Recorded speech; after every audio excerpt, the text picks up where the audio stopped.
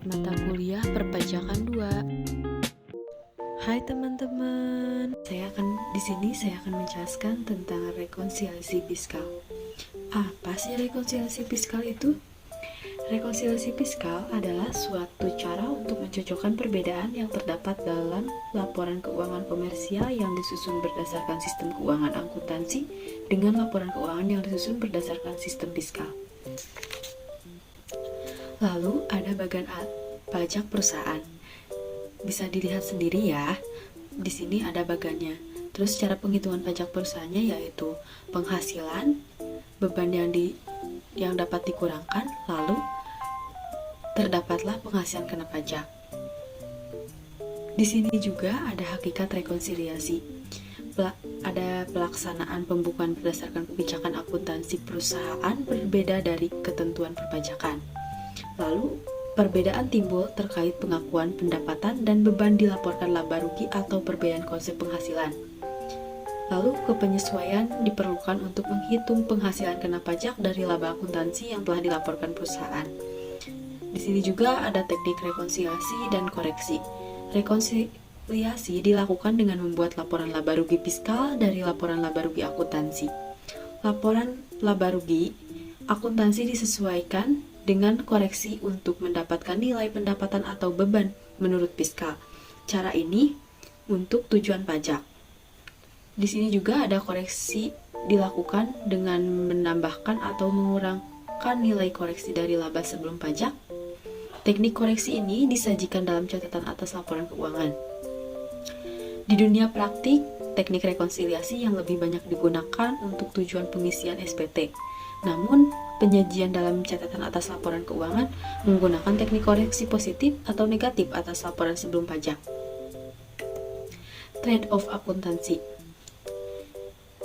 Tingginya laba di sisi akuntansi bersifat menguntungkan. Namun, sebab akan menarik minat pemegang saham potensial. Perusahaan terbuka akan memprioritaskan kepentingan ini. Di sisi perpajakan, tingginya laba bersifat tidak menguntungkan, sebab meningkatkan beban pajak yang harus dibayar. Latar belakang perbedaan. Akuntansi dan pajak ditetapkan oleh otoritas yang berbeda dan dengan tujuan yang berbeda. Perbedaan antara akuntansi dan pajak itu hanya terjadi di Indonesia, namun juga terjadi di negara lain. Penelitian pajak terkait Book-Tax-Gave. Apa penyebab Book-Tax-Gave? Apa akibat terjadinya Book-Tax-Gave? Persistensi laba, persistensi return. Nilai informasi dari Book-Tax-Gave. Apakah Book-Tax-Gave dapat dianggap sebagai alat untuk melakukan earning? Sebagai alat melakukan earning management?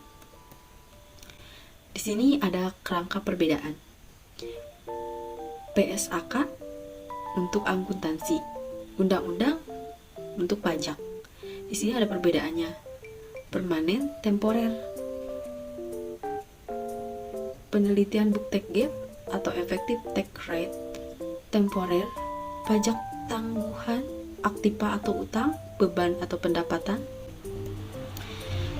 Macam perbedaan. Berdasarkan sifat, ada dua, yaitu positif dan negatif. Positif yaitu bersifat peningkatan penghasilan kena pajak. Negatifnya yaitu bersifat mengurangi penghasilan kena pajak. Berdasarkan jangka waktu, ada dua, yaitu temporer dengan permanen. Temporer merupakan akibat berbedanya waktu pengakuan, namun akan berujung pada hasil akhir serupa. Permanen merupakan perbedaan yang tidak akan tersurapkan seiring waktu. Di sini juga ada langkah penyesuaian perbedaan. Laba akuntansi, lalu ditambah penghasilan yang belum diakui, dikurangi penghasilan yang bukan objek pajak, ditambah biaya non-deduktif, dikurangi biaya deduktif yang belum dibebankan, dikurangi penghasilan dikenai PPh final, ditambah biaya 3M, atau bisa disebut juga 3M itu yaitu mendapatkan, menagih, memelihara. Penghasilan final, penghasilan kena pajak, lalu menghitung beban pajak ini, lalu mencatat pajak tangguhan. Di sini ada cara pencatatan pajak tangguhan. Perbedaan temporer, yaitu ada dua, bersifat kena pajak Yang kedua bersifat dikurangkan. Bersifat kena pajak terbagi lagi menjadi dua bagian. Memunculkan beban pajak tangguhan di laporan laba rugi. Yang kedua memunculkan liabilitas pajak tangguhan di laporan posisi keuangan. Bersifat dapat dikurangkan yaitu memunculkan manfaat pajak tangguhan di laporan laba rugi, lalu memunculkan aset pajak tangguhan di laporan posisi keuangan. Ada dialektika pajak. Kesalahan pembebanan atau kapitalisasi. Kesalahan pencatatan terdapat berupa pembebanan biaya pemerolehan aset. Seharusnya mengeluarkan atas pemerolehan aset dikapitalisasi dan tidak dibebankan. Perbedaan akibat kesalahan ini bersifat temporer, sebab seiring berjalannya waktu, aset yang dikapitalisasi akan dibebankan secara bertahap melalui beban penyusutan. Laporan keuangan dan laporan fiskal. Laporan keuangan dipergunakan sebagai acuan pembuatan laporan fiskal. Setelah dilakukan rekonsiliasi atau koreksi, laporan fiskal disampaikan sebagai catatan dalam laporan keuangan sekaligus menjadi dasar pengungkapan komponen tertentu. Di sini ada rincian item rekonsiliasi. Penghasilan bukan objek pajak dalam pasal 4 ayat 3 UU PPH, yaitu yang pertama, bantuan atau sumbangan keagamaan bersifat wajib. Yang kedua, hibah diterima keluarga, badan keagamaan, pendidikan sosial. Yang ketiga, warisan. Yang keempat, harta sebagai pengganti penyertaan modal. Lalu, natura. Klaim asuransi diterima WP atau OV, wajib pajak orang pribadi. Dividen dari laba ditahan atas kepemilikan 25%. Iuran diterima dana pensiun, penghasilan investasi oleh dana pensiun, bagian laba diterima anggota persekutuan, bagian laba diterima perusahaan modal venture, beasiswa, sisa lebih diterima badan pendidikan atau litbang nirlaba yang ditanamkan kembali. Bantuan dibayarkan BPJS. Lalu ada non-deductive expense. Yang pertama, pembagian laba. Yang kedua, biaya untuk kepentingan pribadi. Yang ketiga, pembentukan dana cadangan kecuali usaha tertentu.